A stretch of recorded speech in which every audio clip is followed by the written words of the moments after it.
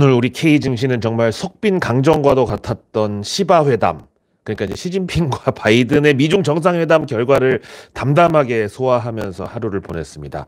요 시바 두 사람은 1년 만에 가진 정상회담에서 정말 그 시작 전에는 뭐 바이든이 막 섀도우 복싱 막 슉슉 하면서 이번에요 왕서방 한번 혼꾸녕을 내주겠다느니 또는 뭐 아주 그냥 버르장머리를 고쳐주겠다는 이런 태세였는데, 막상 시바 두 사람이 만나가지고는 그냥 뭐 브로맨스급의 그런 훈훈한 그 억지 평화쇼를 연출했습니다. 일단 뭐 미국, 중국 양국 간에 실질적으로 민감한 사안에 대해서는 비공개로 일부러 감추는 걸 수도 있겠지만, 이번 시바 회담의 결과는 딱 세 가지로 정리 가능합니다.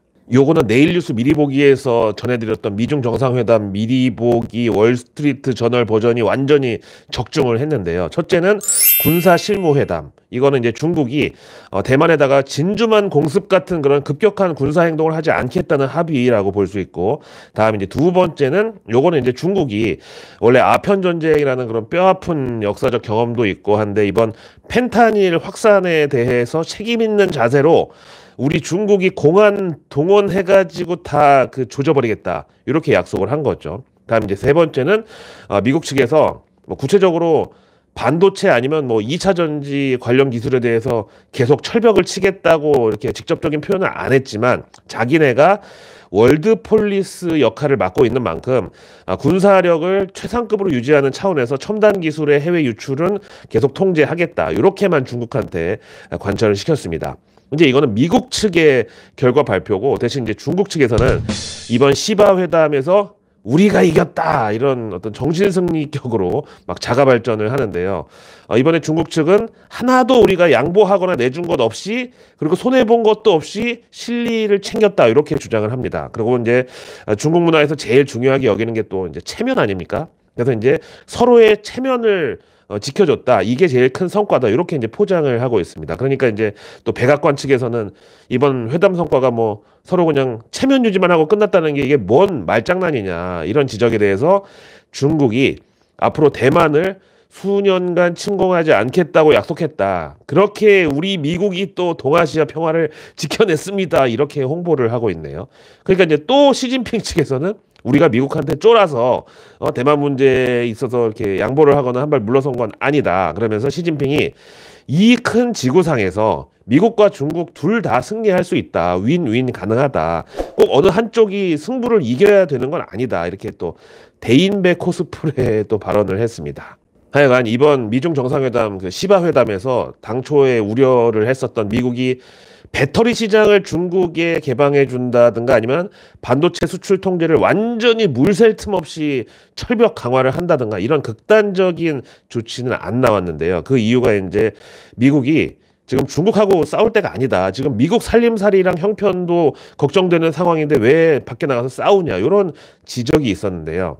마침 어제 미국에서 생산자 물가지수 그 PPI가 나왔는데, 이미 전날 CPI 그 소비자 물가가 예상보다 많이 내려가가지고 연준 금리 인상은 이제 완전히 이제 심하이다, 끝났다, 이렇게 환호를 했던 월가 유동성 중독자들이 이번 PPI도 역시 예상보다 많이 내려가서 좋기는 한데, 문제는 그 폭이 2년 만에 가장 큰 폭으로 떨어지다 보니까 이거 가만 있어봐, 이거 지금 경기 침체로 가는 이 내리막길에 접어든 거 아니야 혹시, 이런 이제 경계감을 드러냈다 이거죠. 여기다가 10월 소매 판매도 이번에 결과가 좀 안 좋게 나왔는데, 전달에 비해서 0.1% 하락해가지고 7개월 만에 첫 소매 판매 월간 감소를 기록했습니다. 그럼에도 이제 일부에서는 이번 소매 판매 부진이 기업들의 연말 쇼핑 시즌에 대한 어떤 기대감을 꺾어 놓은 것보다는 연준으로 하여금 추가 긴축을 못하게 팔을 비틀어버린 그런 측면이 더 컸다라고 이제 평가를 했습니다. 네이션와이드 공제의 수석 이코노미스트 캐시 보스터시크는 10월 기준 인플레이션 하락세는 두드러졌고, 대신에 고용지표는 또 양호한 수준에서 버티고 있는 가운데 소비가 약간 후퇴했다고 해서 문제가 될 건 아니다. 또 연준 입장에서도 추가 긴축에 대한 부담을 덜었기 때문에 이번 긴축 사이클은 사실상 여기서 종료를 앞두고 있다, 이렇게 밝혔습니다. 그리고 또 이제 이번 주 금요일이 미국 정부 임시 예산안 종료일이라서 그 전에 부채 한도 증액 못하면은 진짜 또 셧다운이 찾아올 수 있다고 그랬는데, 다행히 하원에서 먼저 예산안 통과시켰고 오늘 아까 점심시간에 상원에서도 이거 가결했기 때문에 이제 바이든 대통령 사인만 하면 이제 끝나는데 문제는 이게 저번처럼 또 임시 예산안이어가지고 이번에는 그래도 뭐 한 달짜리는 아니고 내년 1분기까지는 갈 수 있는 한도라고 그러지만 어쨌든 또 이제 몇 달 뒤에 그 홍역을 또 치러야 된다 이거죠.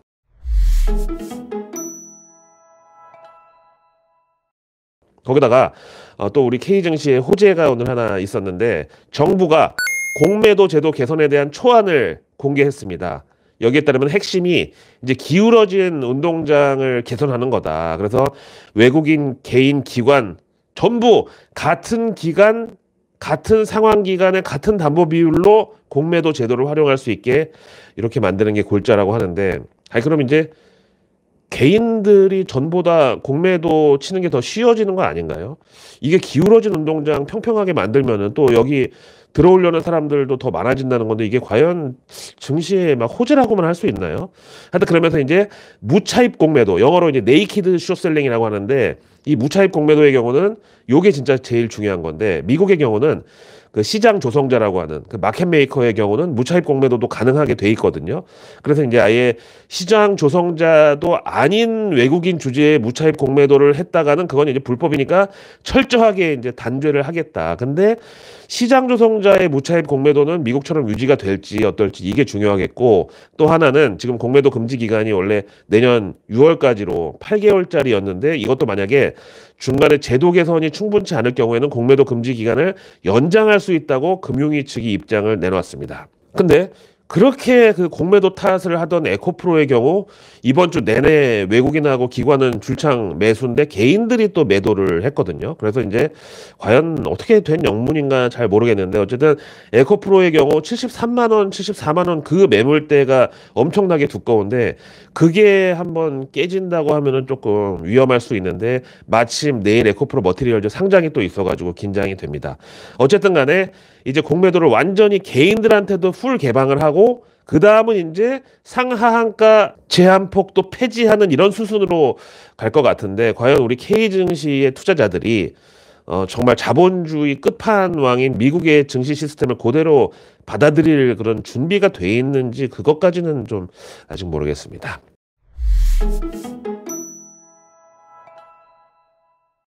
그 와중에 오늘 싱가포르에서 열린 핀테크 페스티벌 2023에서 IMF의 크리스탈 게오르기에바 총재가 발언을 한 게 화제가 지금 되고 있는데 핵심은 중앙은행이 디지털 통화를 발행하면 이게 현금을 대체하게 될 것이라고 이렇게 얘기한 겁니다. 그러면서 그냥 민간에서 남발하는 그런 코인 말고 중앙은행이 화폐 대신 제대로 그 발행량과 유통량을 통제 가능한 디지털 화폐를 만들면 이게 현금보다 더 안전하고 저렴한 대안이 될 수 있다고 밝혔습니다. 그러면서 현재 IMF가 파악한 바에 따르면 전 세계에서 100여 개의 국가들의 중앙은행들이 디지털 통화를 지금 개발하고 있는데 약 60% 국가에 해당한다. 그러면서 이런 디지털 화폐로의 전환은 이미 되돌릴 수가 없는 흐름이다 라고 말을 했습니다.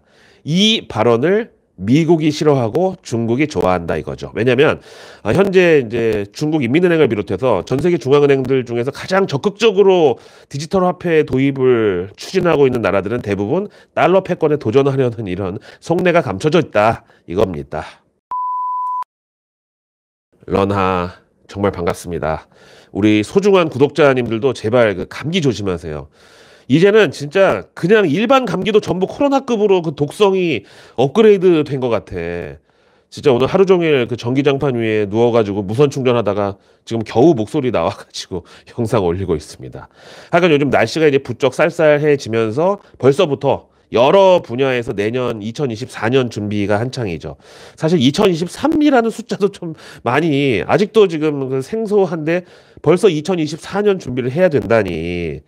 일단 국내 증권사들의 내년 코스피 전망치를 보면은 범위는 작년보다 더 넓어진 것 같고 심지어 어떤 곳은 아예 하단을 열어놔 버렸어. 어디까지 떨어지는 것까지는 우린 모르겠다 이거죠. 그리고 이제 대체적으로 보니까 반도체는 내년에도 필수템으로 가져가야 된다고 보고 2차 전지는 딱 한 곳만 빼고는 일단 추천이 없네요. 그럼 이제 골드만삭스의 내년 미국 증시 전망은 어떤가 봤더니 제목에다가 그 테일러 스위프트 노래 제목을 갖다 붙였더라고요. All you had to do was stay. 우리말로 하면은 네가 했어야 할 일은 단지 머무르는 것뿐, 이렇게 이제 해석이 되는데, 그러니까 이제 올해 가지고 있던 주식 그대로 내년까지 버티기만 하면 수익을 낼 수 있다. 그게 제일 좋은 전략이다. 이런 뜻이겠죠. 그러면서 내년 연말 S&P 500 지수 목표치를 4,700포인트로 제시했는데, 요거를 우리 코스피에다 대입하면은 2,600포인트 정도 나옵니다. 그럼 이제 내년에 다른 건 몰라도 삼성전자 기준으로는 한 8만 전자까지는 가능하다는 의미가 되죠. 반면에 모간 스탠리는 내년에 S&P가 4,500포인트, 그러니까 딱 지금 수준에 머무를 것이라고 내다봤고, 또 이제 이머징 마켓에 대해서는 좀 부정적인데, 그러니까 이제 아시아에서는 일본을 제외하고는 대부분 증시가 부진할 것이라고 내다보네요. 자, 그러면 이제 외국계 리포트로 바로 넘어가가지고 요 모간 스탠리가 K 부동산 시장에 대한 전망을 내놨는데요. 이제 서울 집값의 경우는 올 상반기 이제 시장 반등이 리얼 맥코이가 아니었다. 그래서 앞으로 금리가 더 올라가면서 다시 하락을 하고 꺾일 것이라고. 그래서 이제 부동산 경기에도 겨울이 찾아오니까 두꺼운 외투를 준비하라고 조언을 합니다. 하여튼 이 모간 스탠리, 이 이름은 누가 들어도 월가의 그 어떤 바다 냄새가 물씬 풍기지만 실제로는 일본 미쓰비시 UFJ 은행이 대주주인 이 모간 스탠리는 왜 이렇게 겨울을 좋아해? 삼성전자도 메모리 반도체 겨울 온다고 윈터 이즈 커밍 그 보고서로 이제 조져놓더니 말이야. 우리 부동산까지 이러네. 하여튼 그러면서 K 부동산 경기가 코로나 이전 수준으로 회복이 되려면 적어도 내년 하반기까지는 하락 사이클을 겪어야 될 것으로 이렇게 전망했습니다. 이어서 JP 모간은 삼성 전 기에 대해서 3분기 실적도 부진했지만 4분기 역시 기대하기는 힘들다. 그 이유는 삼성전 기의 핵심 사업 분야 MLCC에서 경쟁 심화가 나타나고 있다고. 그래서 삼성전 기 목표가를 기존 18만 원에서 이번에 17만 원으로 내리고 대신 투자 의견은 오버웨이, 즉 비중 확대 유지. 다음 UBS는 오늘 두산 로보틱스에 대해서 이닛, 그러니까 처음 커버리지를 게시하는 걸 증권사 리서치에서는 이닛한다고 하는데 투자 의견 매수에다 목표가 5만 5천 원 콜했습니다. 다음 원익 IPS에 대해서는 내년도 낸드 플래시 웨이퍼 팹 장비 지출에 의미 있는 회복에 대한 증거가 부족하다고 하면서 일단 3분기에 재고 조정이 실패했고, 그래서 내년 2024년 실적 전망은 하향할 수밖에 없다. 그러나 내후년 2025년부터 2027년까지 장기 실적 전망은 상향을 하겠다. 그래서 원익 IPS 목표가를 기존 38,000원에서 이번에 41,000원으로 업그레이드하고 투자 의견은 매수. 이어서 요 UBS는 JYP 엔터에 대해서 3분기 영업이익도 예상을 넘어섰고 2024년 내년도 긍정적으로 전망한다. 그래서 목표가 14만 원의 투자 의견 매수로 콜했습니다. 다음 이제 CT는 SK 하이닉스 목표가를 기존 18만 5천 원에서 이번에 19만 원으로 상향하고 투자 의견은 매수. 다음 한국전력 목표가도 역시 기존 17,600원에서 오늘 17,700원으로 살짝 올렸는데 대신 투자 의견은 매도. 그리고 삼성화재는 목표가 33만 7천 원에 투자 의견 매수로 제시했습니다.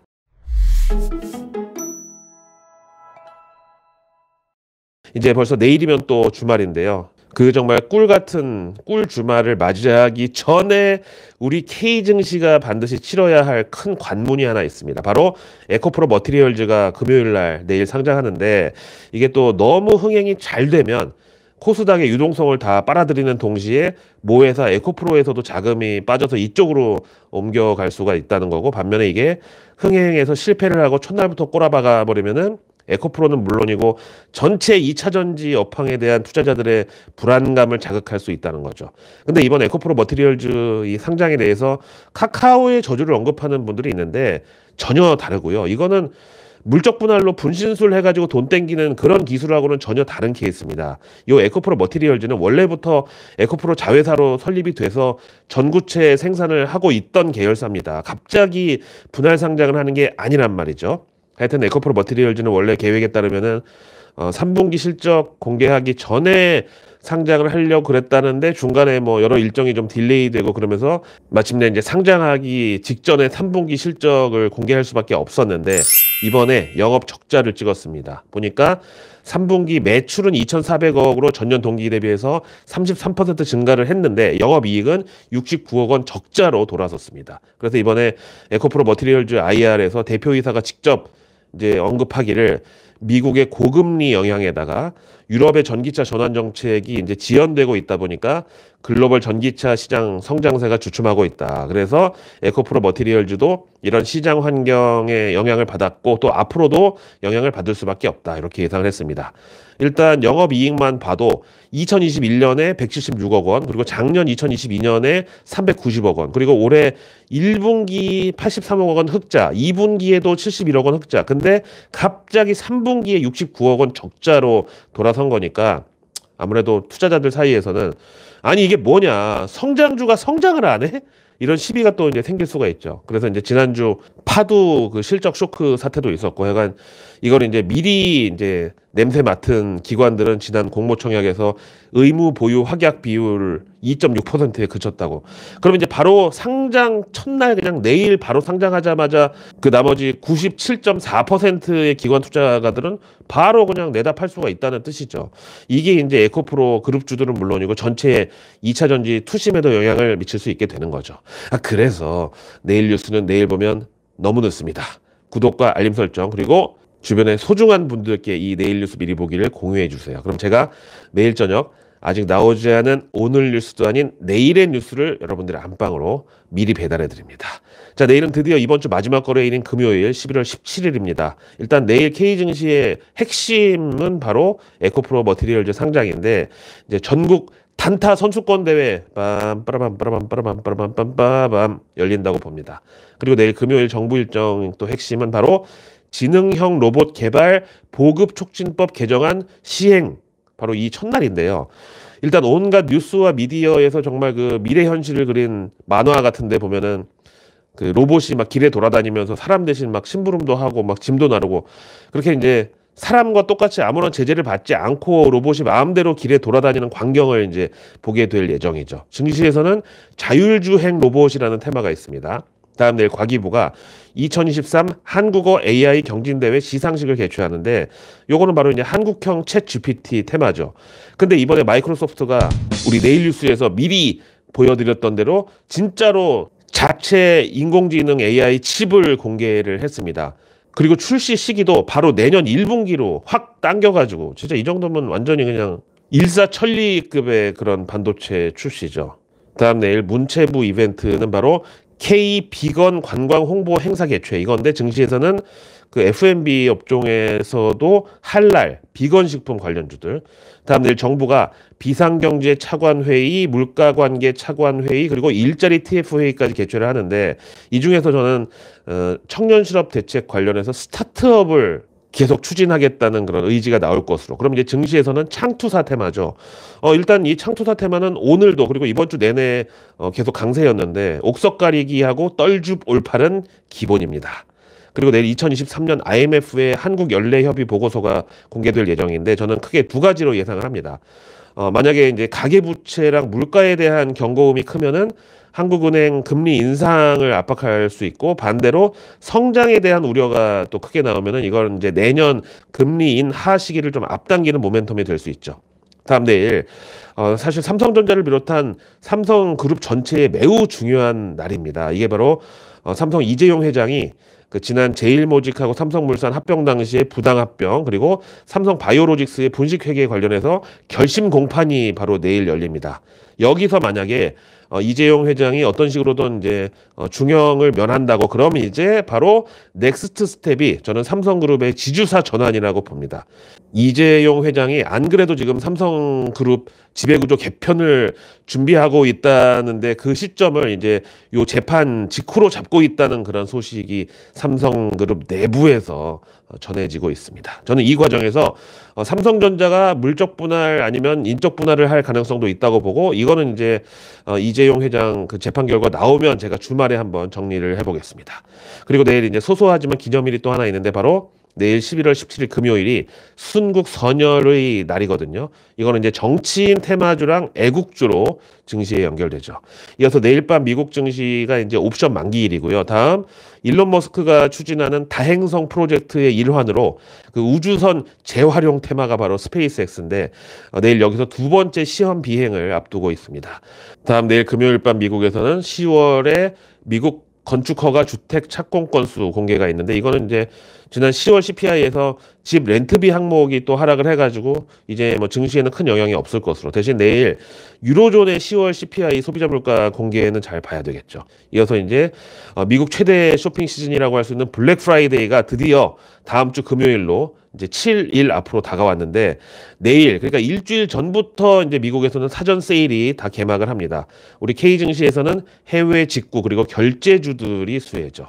자, 오늘 하루도 고생 많으셨고요. 저는 내일의 내일 뉴스를 또 들고 다시 찾아뵙겠습니다. 고맙습니다.